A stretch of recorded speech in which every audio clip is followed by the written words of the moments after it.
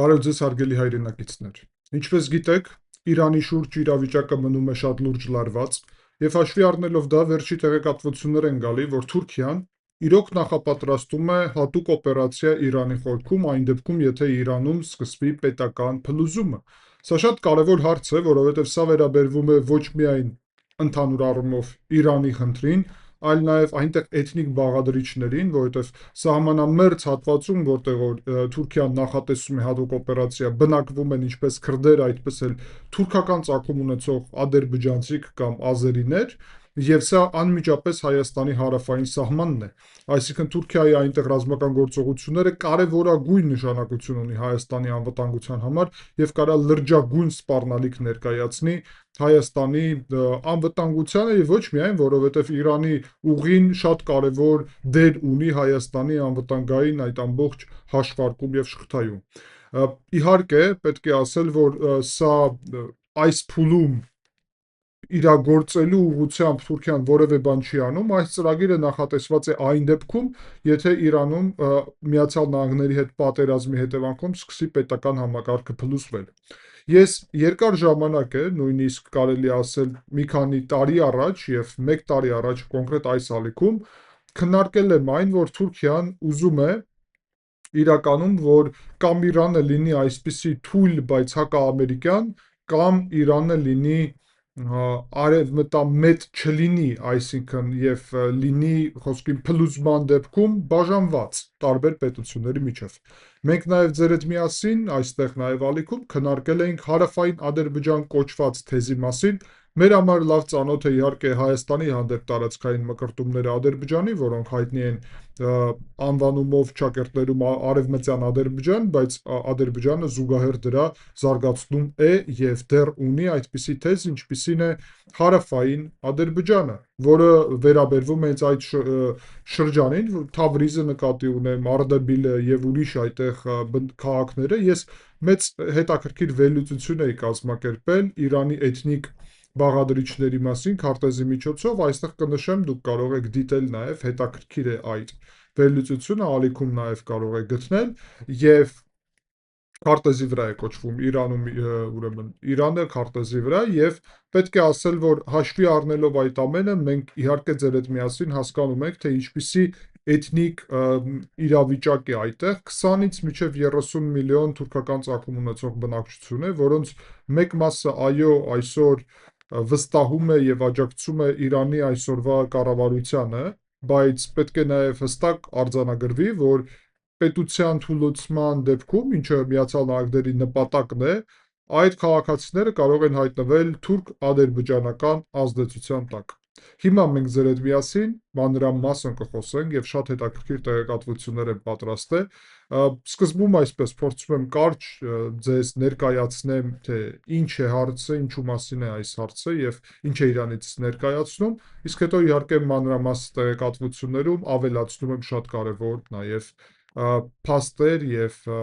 տեղեկատվություններ, որը սկզբից չեմ հասցնում ուղղակի ներկայացնել։ Ողջունում եմ ձեզ բոլորիդ, հարգելի հայրենակիցներ, եւ իհարկե կոչ եմ անում ձեզ, որ անպայման աջակցեք ալիքին լայքելով այս վերլուծությունը, դա շատ կարեւոր է, գրեք ձեր կարծիքը նաեւ մեկնաբանություններում, ինձ միշտ հետաքրքիր է եւ ես կարդում եմ, ինչպես նաեւ ձեզ պատասխանում եմ, ով չի ճանաչում ինձ, ապա ասեմ, որ նկարագրությունում նշված է նաեւ իմ կենսագրությունը եւ կարող եք ծանոթանալ ցանկության դեպքում։ Անցնենք բուն հարցին։ Գիտեք, որ իրավիճակը շատ լարված է, մենք ձեր հետ միասին մի քանի վերջի ժամանակահատվածում վերլուծություն ենք պատրաստել։ Ես իհարկե փորձում եմ չծանրաբեռնեմ ձեզ միայն Իրանի թեմայով, որովհետև այս պայծրությամբ լարվածությունը պահպանվում է, բայց գործնական որևէ փուլ դեռ չի անցել, նկատի ունեմ պատերազմը չի սկսվել, ուստի ամեն օր իհարկե կրկնել նույնը Իրանի շուրջ չեմ պատրաստվում, բայց պետք է ասել, որ իհարկե զուգահեռ դրա իրավիճակը նաև փոխվում է։ Այսինքն կան զարգացումներ եւ այդ զարգացումների կարևոր մասը իհարկե այս Թուրքիայի կողմից պլանավորված ռազմական գործողություններն են ինչ-ինչ սցենարում։ Խոսքի Հետաքրքիր է, որ Inform KS-ը ղազախականը գրում է, որ եւ Ղազախստանը նաեւ կարող է հետաքրքիր տեղեկատվություններ ունենա Թուրքիայից, որովհետեւ թուրքական պետություն է նաեւ, որ ակտիվորեն խորհրդարանում Թուրքիայի քննարկվում են այսպիսի գործողություններ, որոնց նպատակը պաշտոնապես պետք է լինի կանխել ուրեմն Իրանի տարածքից դեպի Թուրքիա փախստականների հոսքը։ Եվ ըստ այդ տեղեկատվությունների Անկարան ուղղակի չի ուզում, որ սիրիական սցենարը կրկնվի, որտեղ որ մի քանի միլիոն փախստական կարող է գալ եւ հայտնվել Թուրքիայում, որտեղ որ իրանք հետո գնաճի վրա են ազդում ընդհանուր տնտեսական իրավիճակի եւ առհասարակ խնդիր են ձևավորում։ Բայց ես ուզում եմ ձեզ այստեղ անկեղծ ասեմ իմ վերլուծությունը, որը ես երկար ժամանակ է փորձում եմ զարգացնեմ եւ տեղեկատվություններ հավաքեմ դրա մասին, որ իմ պատկերացումով չնայած նրա, որ Թուրքիան հայտարարում է, որ սիրիական այդ փախստականների հարցը իր համար խնդիր է, ես համարում եմ, որ դա այդպես չէր։ Թուրքիան ցանկացել է իրականում իմ պատկերացումով, որ Սիրիայում այդ ճգնաժամը ձևավորելուց հետո ունենա փախստականներ, այդ փախստականների վրա ինքը ազդել է հենց իր կայսրական նեո-օսմանական գաղափարներով, դարձրել է իրենց Թուրքիայի պետության այսպիսի քաղաքացիներ չեմ ասի, բայց շարունակություն, արեք այսպես ասեմ, եւ բացի դրանից իրանց փորձել է բնակեցրել հենց սահմանամերձ շրջաններում Թուրքիայի եւ Սիրիայի, իսկ այդտեղ փախստականները արաբներ էին, այսինքն սուննի արաբներ, ոչ թե քրդեր, եւ քրդերի միջև, Թուրքիայի քրդերի եւ Սիրիայի քրդերի միջև Թուրքիան օգտագործել է փախստականների ճգնաժամը, որ բնակեցնի այդտեղ արաբներ, այսինքն էթնիկ բաղադրիչ բաժանի։ Սա շատ կարևոր հարց է։ Բացի դրանից պետք է ասել, որ այս խնդիրը միշտ Թուրքիան բարձրաձայնում էր եւ ասում էր, որ սա մի կողմից օգտագործում էր Եվրոպայի դեմ, արևմուտքի դեմ, այս փախստականների ճգնաժամը, այդ թվում Հունաստանի դեմ։ Եվ Թուրքիան այդտեղ ճիշտ է թուրքեր չէին գնում դեպի Հունաստան, բայց մուսուլմաններ էին գնում եւ գաղափարը այն էր, որ կամաց իրավիճակը այդտեղ էլ կարելի է փոխել կամ առնվազն ճնշում գործադրել Հունաստանի դեմ։ Բայց դրան նաև ավելանում է եւս մեկ կարևոր փաստ, որ Թուրքիան օգտագործելով այս թեզը ապագայում, որը վերաբերվում է հենց այս կոնկրետ վտանգին, որը գալիս է այդ ուրեմն փախստականների կողմից, կարողացավ Սիրիայում բերել իր իշխանությունը, այսինքն իրագործել սցենարը, եւ մենք իհարկե ձեր հետ միասին պետք է խորը նայենք հարցերին, ոչ միայն այն, ինչ մակերեսի վրա է երևում, այլ կոնկրետ փաստերով եւ նաեւ ենթադրություններով, գիտեք, միշտ հարց պետք է տաս, բաս ում է ձեռ տալիս։ Ում է ձեռ տալիս, եւ եթե Թուրքիային ձեռ է տալի այս իրավիճակը, ապա սա այդքան էլ չի նշանակում, որ Թուրքիան դեմ էր այդ սցենարի։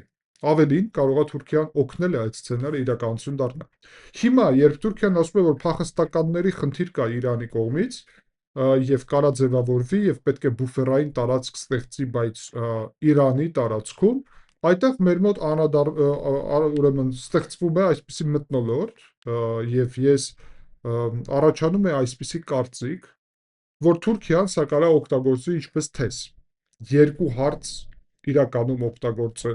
լուծելու եւ երկու հարցի ուղղությամբ։ Հարց համար 1. Սա վերաբերվում է կոնկրետ նրան, որ այդտեղ քրդեր են ապրում։ Եվ եթե Թուրքիան այս պահի դրությամբ վերահսկում է ուրեմն իր սեփական տարածքում ապրող քրդերին, հիմա նաև Սիրիայում եւ Իրաքում մենք ձեր հետ միասին մեծ վերլուծություն էինք արել Իրաքի մասին եւ խոսել ենք այնտեղ իրավիճակի մասին, որ Թուրքիան նախատեսում է այնտեղ ռազմական գործողություններ քրդերի դեմ, այսինքն մենք ձեր հետ միասին ակտիվորեն հետևել ենք քրդերի դեմ գործունեությանը Սիրիայում, հիշում եք, իսկ ով չի դիտել, ապա կարող եք ալիքում դիտել, ամբողջ դեկտեմբերի եւ հունվարի ընթացքում խոսում ենք հենց այդ թեմայի մասին, որովհետեւ զարգանում էր այդ թեման ակտիվորեն, ապա հետո նաեւ մեծ վերլուծություն արեցի Իրաքի մասին, որտեղ որ Թուրքիան նախատեսել է հատուկ օպերացիա, բայց հիմա դա նաեւ մեծ կարեւորություն ունի այն առումով, որ եթե Իրանում Թուրքիան նաեւ քրդերին վերահսկի այդ տարածքը, ապա դա կնշանակի, որ Թուրքիան ամբողջությամբ քրդերին վերահսկում է ամբողջ տարածաշրջանում։ Սա շատ լուրջ հարց է, հասկանում եք։ Եվ դա հարց համար մեկն է, բայց կա երկրորդ հարցը՝ ուղիղ անմիջապես կապ ստեղծել Իրանում բնակվող թյուրքական ծագում ունեցող քաղաքացիների հետ եւ փաստացի սրանով աջակցել անջատողական, այսինքն սեպարատիստ քաղաքականությանը այդտեղ, այսինքն հարավային Ադրբեջանի գաղափարը, որը իրականում զուտ աշխարհագրական առումով կապում է Թուրքիան եւ Ադրբեջանը միմյանց հետ։ Եվ եթե խոսքին այդտեղ որևէ այդպիսի առանձին սեպարատիստ մի բան ձևավորվի, տարածք պետություն, կվազի պետություն, ապա ինքը իր քանակով կարող է լինել Ադրբեջանից մեծ 2 անգամ բնակչությամբ, հասկանում եք, բայց իրանք հենց Ադրբեջանի տրամաբանության մեջ կարող են հայտնվել։ Գուցե Ադրբեջանը չմիացնի այդ տարածքը իրեն, բայց ոչ ֆորմալ, հա, մենք այդպիսի օրինակներ ունենք ձեր հետ միասին, նույն Ղարաբաղի թեման, երբ իհարկե Ղարաբաղը չէր միացված Հայաստանի, բայց միևնույն ժամանակ ազդեցության առումով գիտենք, որ ազդեցություն կար։ Եվ այդ տրամաբանությամբ Ադրբեջանը կարող է այդպիսի Թուրքիայի հետ միասին ձևավորի տարածք հարավային Ադրբեջան, որտեղ որ կարող է ընդհանուր առումով Ադրբեջանի տարածքը կարող է աճել հսկայական եւ բնակչությունը 10 միլիոնից մինչև 30 միլիոն։ Մենք սա պետք է հաշվի առնենք, որտեղ այդ 20 միլիոն ադրբեջանցիք այնտեղ կան։ Իհարկե, իրանք այնպես կոպիտ եւ կոշտ դիրքորոշում չունեն, որ բոլորը ադրբեջանցի են, բայց գիտեք, ժամանակի հարց է։ Ադրբեջանը կարող է աշխատել այդ առումով եւ ինչ-ինչ ժամկետներում փոխել նոր սերնդի պատկերացումները։ Ուստի այստեղ կա այսպիսի լուրջ վտանգ եւ ես ուղիղ ասել եմ իմ վերլուծություններում, որ մեզ այսօրվա Իրանը այդքան էլ ձեռ չի տալի, ձեռ է տալի արևմտամետ Ամերիկայի հետ լավ հարաբերություններ ունեցող Իրանը, բայց էլ ավելի ձեռ չի տալի, նույնիսկ այսօրվա Իրանից ավելի վատ տարբերակ է, եթե փլուզվի Իրանը։ Իհարկե մենք ձեր հետ միասին պետք է հասկանանք, թե ինչ գործողությունների մասին է նաև խոսք գնում։ Մի քանի այսպիսի ալիքի տեղեկատվությունով, այդ թվում Middle East Eye, այդ թվում Bloomberg-ը, Turkey Today-ը խոսում են նրա մասին, որ 560 կիլոմետրանոց սահմանի վրա, որտեղ որ արդեն կա պատ եւ կա նաեւ տարբեր այսպիսի վերահսկողության կետեր եւ ԱԹՍ-ների միջոցով վերահսկողություն, ընդհանուր առումով ուրեմն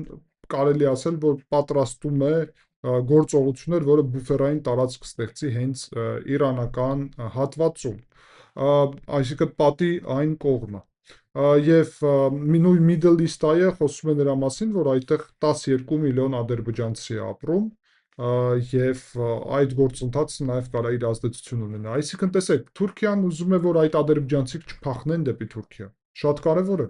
որովհետև Թուրքիային պետք է, որ այդ ադրբեջանցիք մնան այդտեղ։ Եվ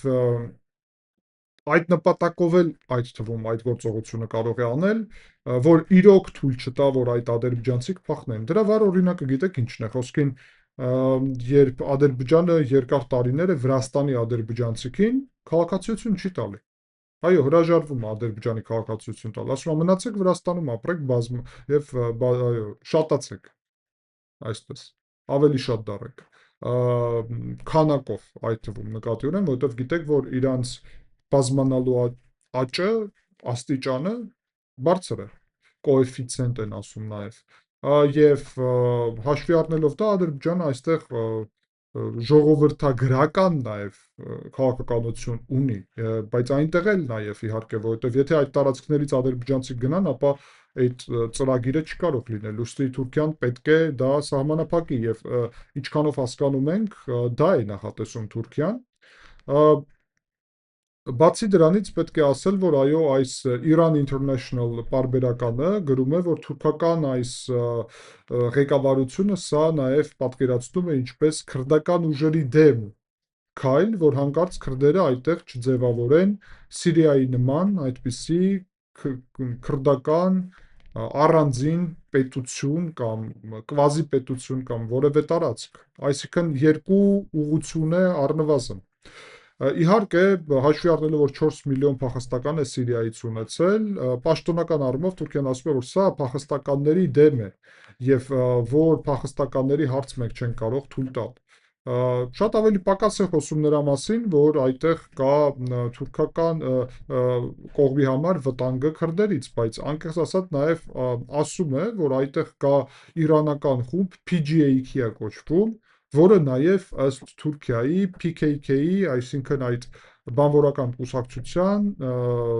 քրդական բանվորական կուսակցության անդամներ են։ Այսինքն բոլոր քրդերը, ով զինվում են, իրաց համար ահաբեկիչ չեն, մի խոսքով, եւ փաստացի Թուրքիան, ես արդեն ասացի, բայց վարում է քաղաքականություն քրդերի հանդեպ, ինչպես Սիրիայում, այդպես էլ Իրաքում, եւ հիմա ուզում է Իրանի դեպքում էլ։ Այսինքն ամբողջ քրդերի հարցը ուզում է լուծել ամբողջությամբ, հասկանում եք, որ հանկարծ այդ վտանգը չլինի։ Որտեվ քրդերը դա եւ Արևմուտքի եւ Իսրայելի դաշնակիցներն են տարածաշրջանում։ Պետք է ասել, որ 2025 թվականի հունիսի մարտերի ժամանակ Թուրքիան Իրանին փոխանցում էր հետախուզական տվյալներ նրա մասին, որ PGAK-ին, այսինքն քրդական ուժերը, ինչ քայլեր են անում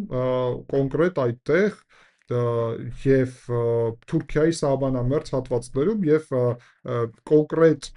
այդ ժամանակ ակտիվացել էին քրդերը, այսինքն այդ խնդիրը իրոք նաև գոյություն ունի, որ քրդերը փորձում են օգտագործել այդպիսի լարվածությունը, պատերազմական իրավիճակը նրա համար, որ իրանց առանձին, այսպես սեպարատիստ գործողություններ վարեն։ Հիմա պետք է ասել, որ նաև վերջի այս ցույցերի ժամանակ մենք տեսանք, որ քրդերը նաև ակտիվ են եւ սա մտահոգություն է ձևավորում ինչպես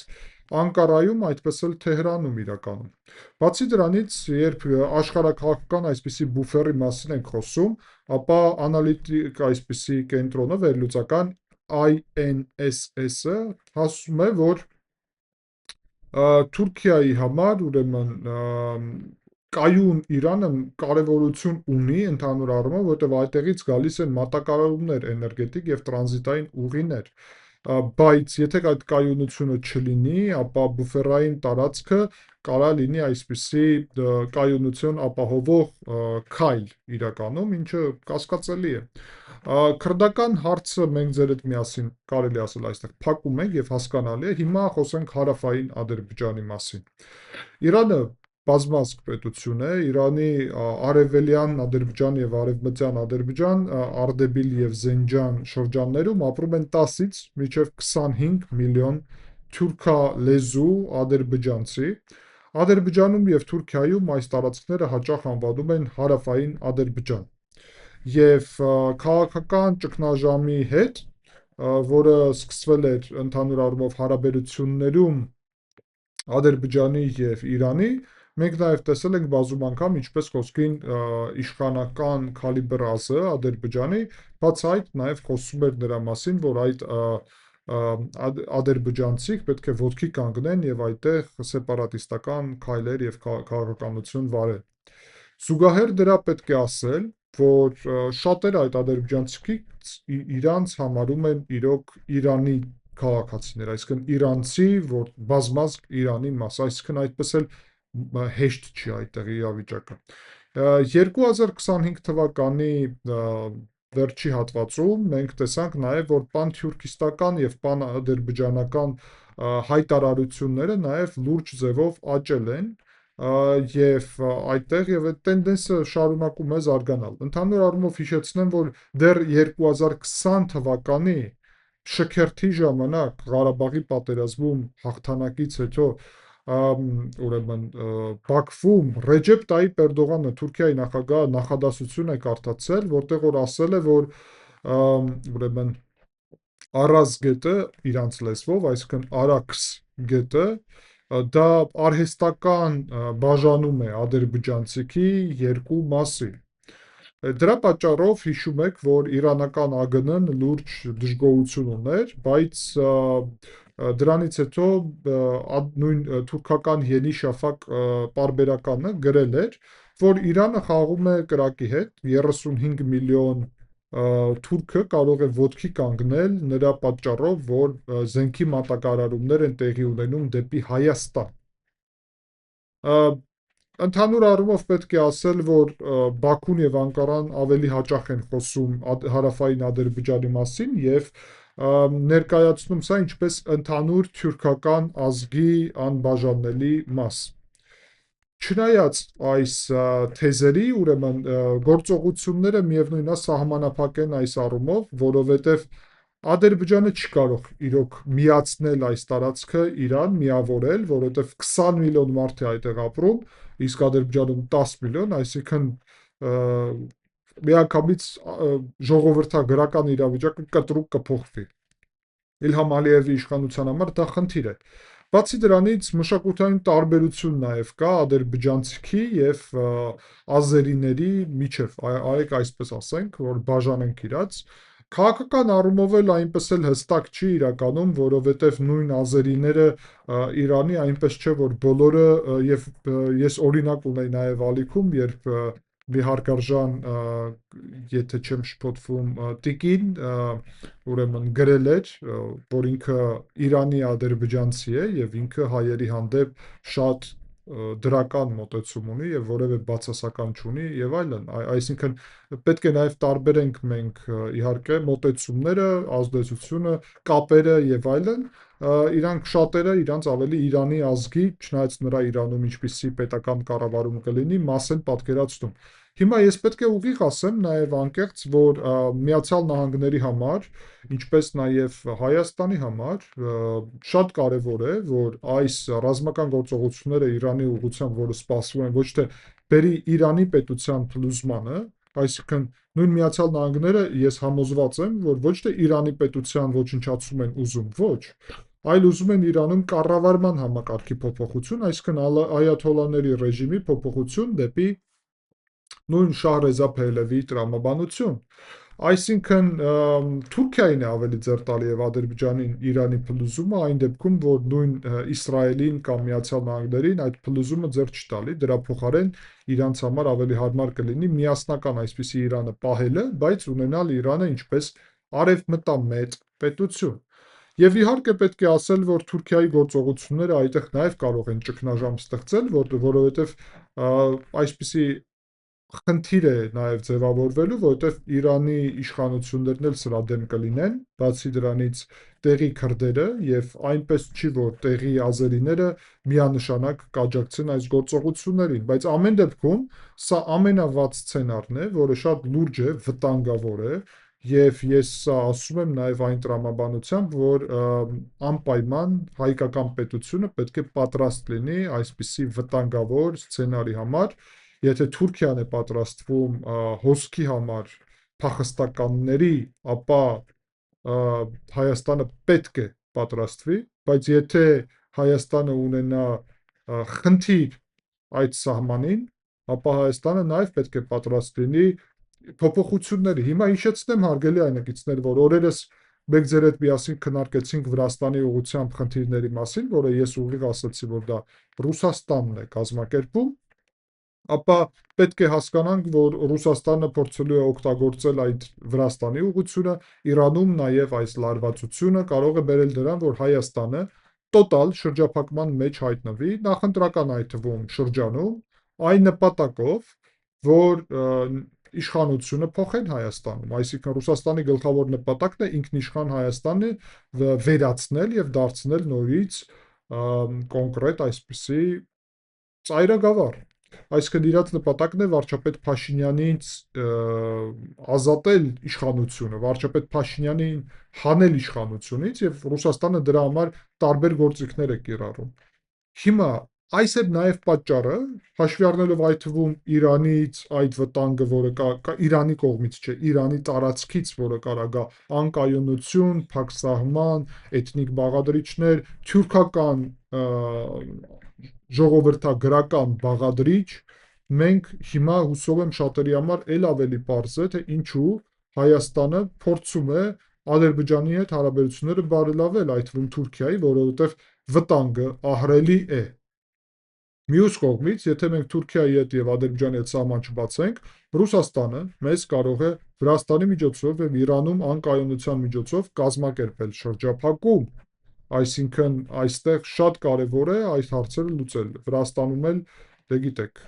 հնարավորինս զբաղվում ենք այս հարցերով, բայց իրավիճակը շատ ծանր է եւ ես խոսել եմ նաեւ դրա մասին, շարունակելու ենք իհարկե խոսել։ Այսինքն, երբ մենք ձեր հետ միասին այստեղ վերլուծում ենք տարբեր հարցեր, հարգելի հայրենակիցներ, ես ուզում եմ հասկանաք բոլորդ, որ սա ոչ թե մեկ ինչ-որ թեմա է, որի մասին մենք ուղղակի ձեր հետ միասին խոսում ենք, այլ սա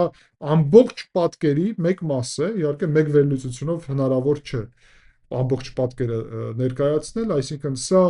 ամբողջ տարածաշրջանային պատկերի մի քանի ուղղությունները միասին հավաքելով, նույնիսկ տասնյակ, հարյուրավոր ուղղությունները միասին հավաքելով, մենք ձեր հետ միասին ստեղծում ենք այսպիսի պատկեր։ Սա նաև եւս մեկ անգամ ապացուցում է, որ կարևոր է բոլոր այդ հարցերը ձեր հետ միասին քննարկենք եւ բոլոր հարցերը միասին վերլուծելով ընդհանուր այսպիսի շղթա ենք ձևավորում։ Հիմա շնորհակալություն հայտնելով ձեր ուշադրության համար, ես առաջարկում եմ, որ դիտենք իմ վերլուծությունը, որը վերաբերվում էր կոնկրետ, ուրեմն Ռուսաստանի կողմից այստեղ կազմակերպած ուրեմն այս գործողություններին, նկատի ունեմ հենց այդ բացահայտումին, որը սահմանի ուղղությամբ ռուսական գործակալները Վրաստանի միջոցով փորձում են փակել, շատ լավ դիտումներ հավաքեց այդ վերլուծությունը եւ շատ ես ուրախ եմ, որովհետեւ շատ մարդիկ իմացան ճշմարտությունը եւ առաջարկում եմ, որ ով չի դիտել, միասին դիտենք հիմա։